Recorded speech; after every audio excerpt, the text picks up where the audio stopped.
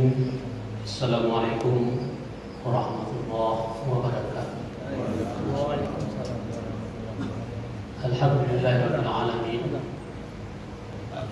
Asyhadu an la ilaha illallah wahdahu la syarika lah.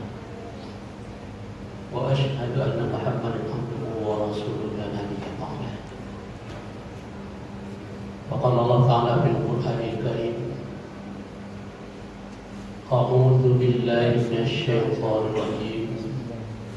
Bismillahirrahmanirrahim. Ya ayyuhalladzina amanu qu anfusakum wa ahlikum nar. Subhanallah. Muslimin jemaah zuhur yang dimuliakan Allah, kita bersyukur kepada Allah sampai detik ini Allah masih memberi kita kesempatan untuk menghirup udara kehidupan. Di sisi lain, Allah masih memberi kita kesempatan untuk memperbaiki diri ke arah yang lebih baik. Salawat dan salam kita mohonkan kepada Allah untuk disampaikan kepada junjungan kita Rasulullah Muhammad sallallahu alaihi wasallam.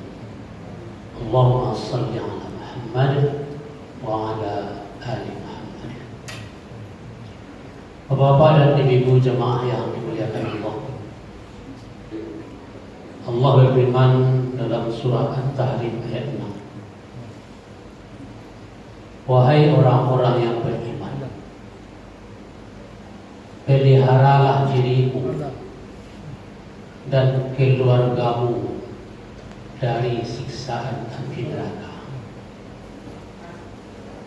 Di dalam tafsir Ibnu Katsir dijelaskan tentang ayat ini bahwa qu anfusakum wa ahlikum nara itu adalah perintah kepada kita, bertakwalah kamu kepada Allah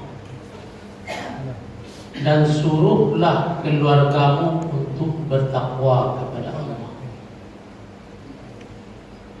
Maka takwa itu sebagai bentuk pemeliharaan diri dan keluarga agar terhindar dari api neraka. Bapak Ibu yang hormati, sering kita mendengar kata-kata takwa. Setiap ceramah pun kita dengar bertakwalah kepada Allah. Cuman saja kadangkala perintah takwa yang kita dengar itu masuk telinga kanan, keluar telinga kiri. Dan kita paham.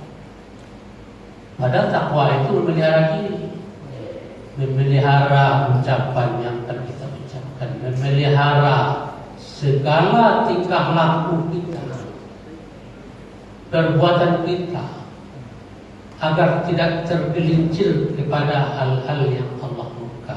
Itu takwa itu. Muslimin jemaah yang dimuliakan Allah, pernah pada masa Umar bin Khattab, Umar bin Khattab bertanya kepada Ubay bin Ka'ab tentang takwa itu. Lalu Ubay bin Ka'ab menjawabnya dengan sebuah pertanyaan. Apa kata Ubay bin Ka'ab kepada Umar bin Khattab? Ya Umar, pernahkah kamu melalui suatu jalan yang penuh duri? Ya, kata Umar. Lalu bagaimana sikapmu wahai Umar ketika itu? Dijawab oleh Umar bin Khattab, saya berusaha sekuat tenaga, berhati-hati untuk menghindari duri-duri itu. dikatakan oleh Ubay itulah yang takwa itu.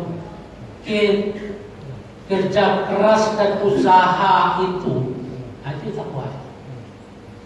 Sehingga kita terhindar dari duri-duri. Ya, sebagaimana yang dijelaskan oleh Umar bin Khattab itu bentuk pemeliharaan diri. Muslimin jemaah, sekarang kita pahami pengertian takwa itu dalam usaha ibadah salat. Salat yang diawali dengan berwudu. Ini masih kita lihat di antara katakanlah sebagian kita kurang hati-hati dalam persoalan berwudu.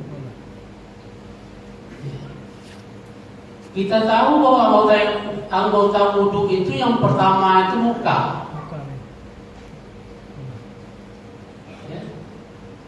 Yang anggota wudu yang namanya muka itu dari tumbuh rambut sampai telinga dan tulang dagu. Masih ada kita lihat sementara orang yang menuduhnya seperti ini tidak basah. Jadi ketika membasuh muka itu lebihkan sampai bawah dagu supaya betul-betul basah yang dagu ini.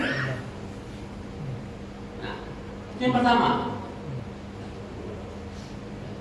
Hati-hati dalam sholat wudu.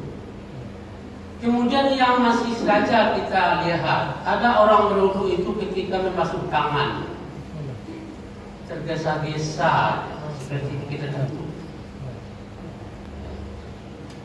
Membasuh tangan itu sampai siku, kita tahu itu.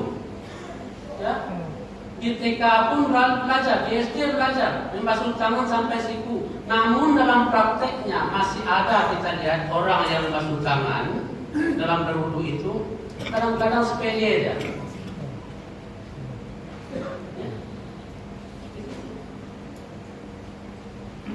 Padahal nggak basah siku yang seperti itu. Maka lebihkan ke atas sedikit, ke atas dari siku. Sempurna itu. Jadi berhati-hati dan pahami, membasuh muka, membasuh tangan, membasuh itu ada semacam menggosok. Tidak hanya sekedar melakukan air, tapi digosok-gosok. Itu dipahami itu. Tidak sama dengan menyapu.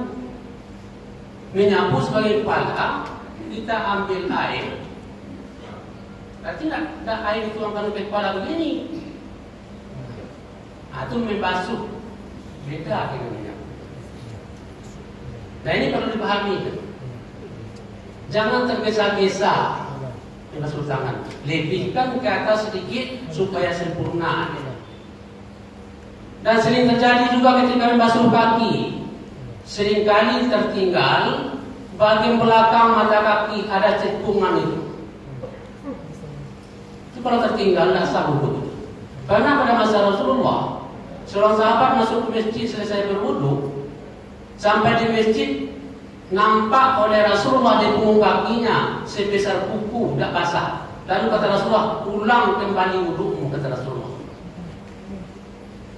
Sebesar kuku. Nah, apalagi kalau kita berwudu itu tergesa-gesa, sering tertinggal bagian belakang mata kaki itu. Tidak sanggup. Jadi perlu kita berhati-hati. Lebihkan di atas mata kaki dan hati-hati digosok-gosok. Kalau jarinya besar, gemuk-gemuk itu silang-silangi supaya masuk air ke dalam. Itu persoalan berwudu.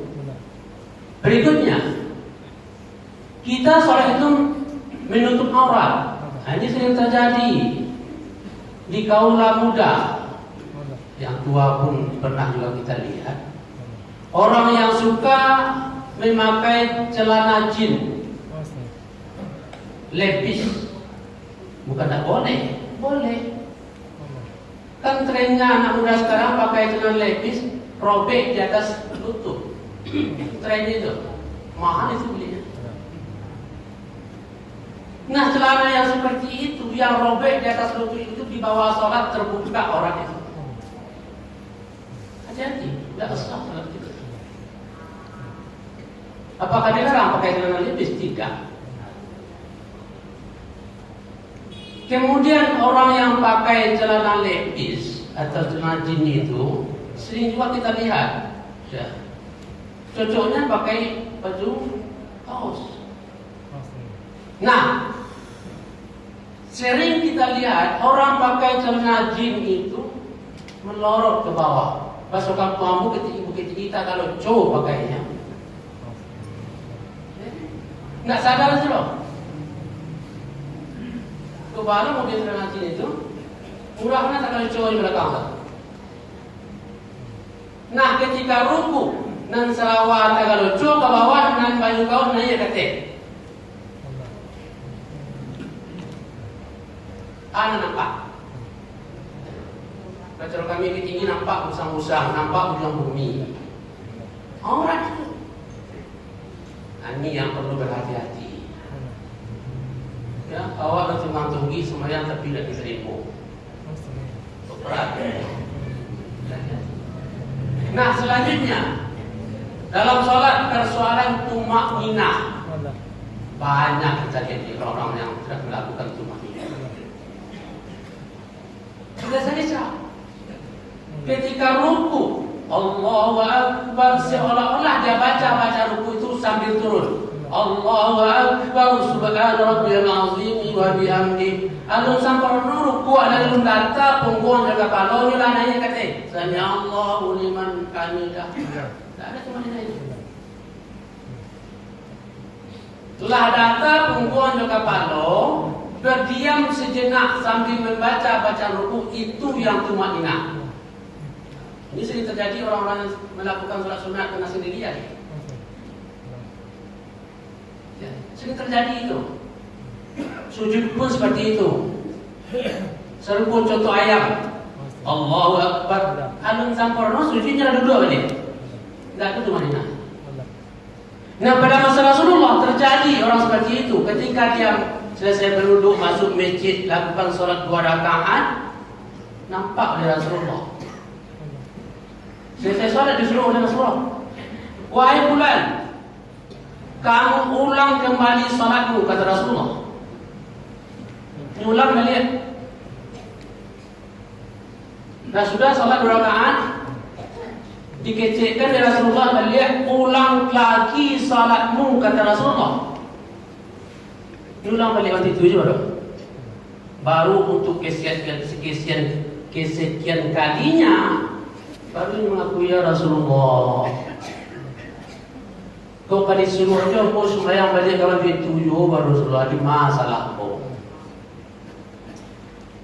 Ada jawab dari Rasulullah, kamu salat tidak pakai tumakninah. Tumakninah itu berdiam sejenak. Ketika ruku, datar punggung dengan kepala, berdiam sejenak, baru i'tidal. I'tidal beserta tumakninah.